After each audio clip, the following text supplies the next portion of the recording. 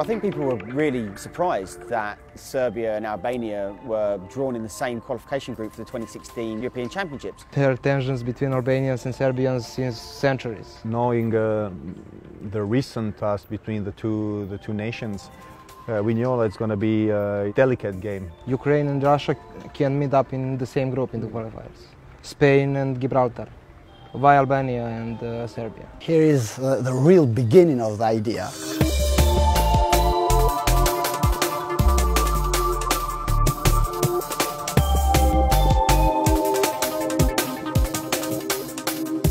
The Kosovo War in 1999 saw an ethnically Albanian population, which makes up the majority of Kosovo, fight the Serbians. So it really opened up this schism between the two nations, and the two teams have not played each other for almost 50 years. This was going to be always a kind of real flashpoint game. We knew that's going to be a very game with a lot of tension, but we never thought our security would be in danger. The atmosphere before the game was, as you would expect, very, very intense. There was a lot of chanting from the Serbian fans, a lot of "kill the Albanians, kill the Albanians." It was a very febrile and aggressive environment. When we saw all that security, all the policemen outside, the escort from the airport, we thought that everybody was okay. Going into the stadium, you probably felt that it would just take one little spark to really set things off. Atmosphere was great until the drone came up.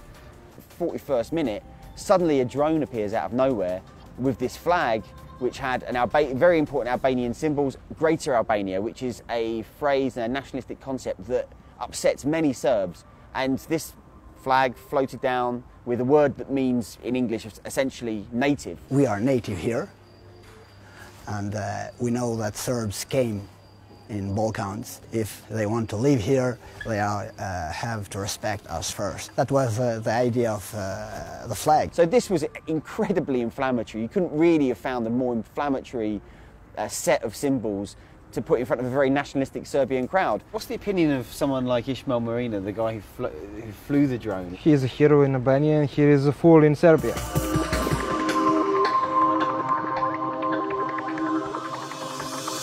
I am the man who rides the drone. Why? Because it was a revenge. Many people in Serbia think Ivan Bogdanov is a hero because he gets an Albanian flag on fire.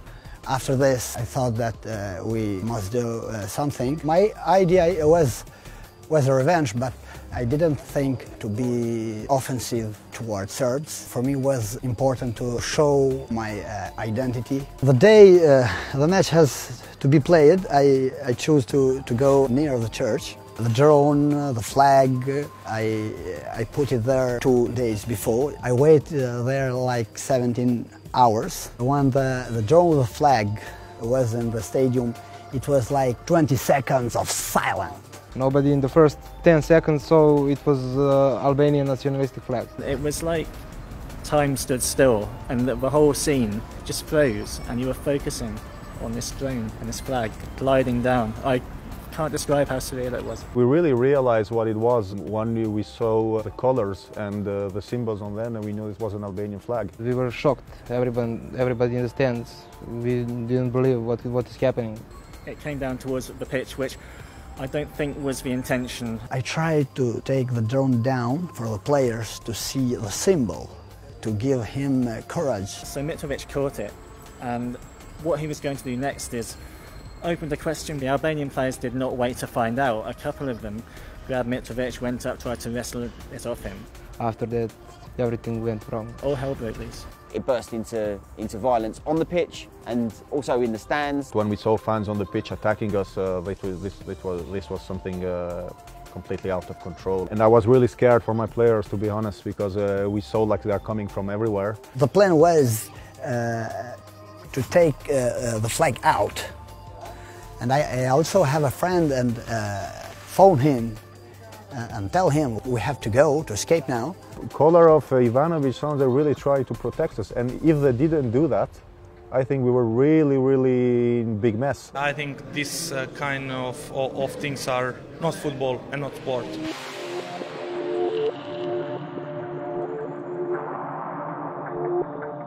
At the beginning, no one knew who flew the drone, and many Serbs thought that it was the brother of Edi Rama, the Prime Minister of Albania, and that turned out not to be the case. The Serbian police thought that one of us has done this thing with the drone. It's absolutely ridiculous. They've been trying to search on the bags. It was something out of sense and something unbelievable. The decision went to the Court in Arbitration for Sport, who declared that the match should go 3-0 to the Albanians, and then a further 3-point punishment against the Serbians for failing to control their crowd.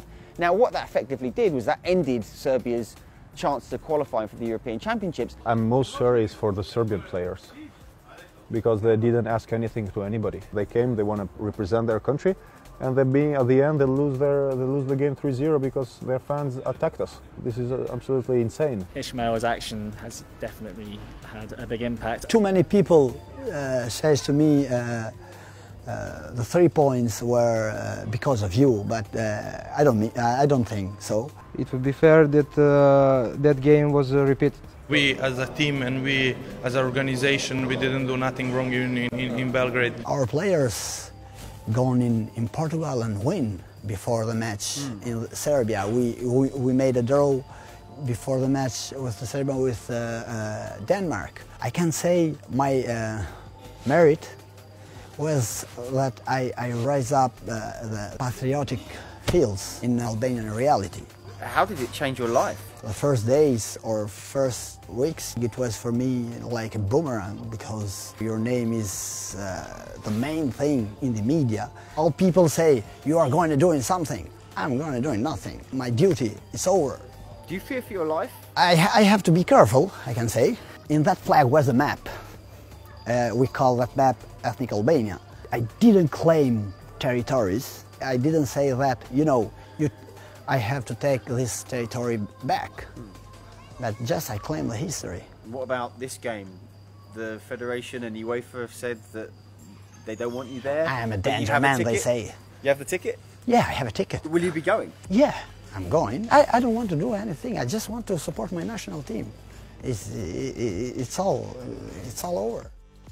I spoke to Ismail and we talked about how dangerous his life is now, and we saw the threats he was receiving. He showed me his phone. He had Facebook pictures from people pretending to be, or maybe they were, Serbian Secret Service and Special Forces, pictures of guns, knives. He seemed quite scared. He showed us his gun. Do you have it on you now? But it's a toy. Yeah. Yeah, here.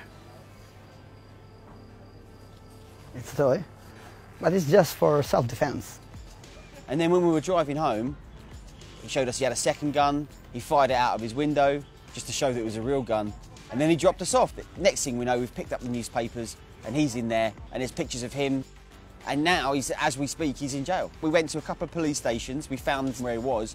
There was camera crews outside, and there was so much interest in him and his story, so much so that because we were the last people to talk to him, Albanian media wanted to talk to us to find out what Marina said in the last interview. But now he's in jail and he must be absolutely terrified. Bearing in mind, this guy's considered a national hero. The flag he flew is being sold on every street corner in this city and probably across Albania.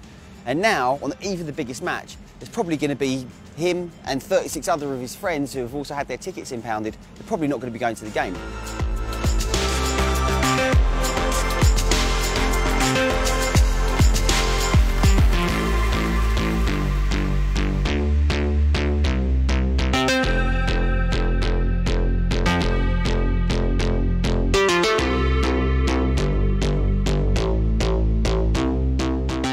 Can you ever imagine a time when people won't be talking about this, when Albania play Serbia? I don't think so. The people in Croatia and Serbia, when they play together, will talk in 100 years from now. But this is, I don't know, this is something more.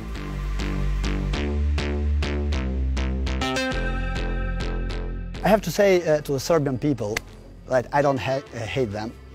I really don't hate them. But the past, our past, is very. It's hurt us. I don't hate them. Even if they win on No. Thursday? Yeah.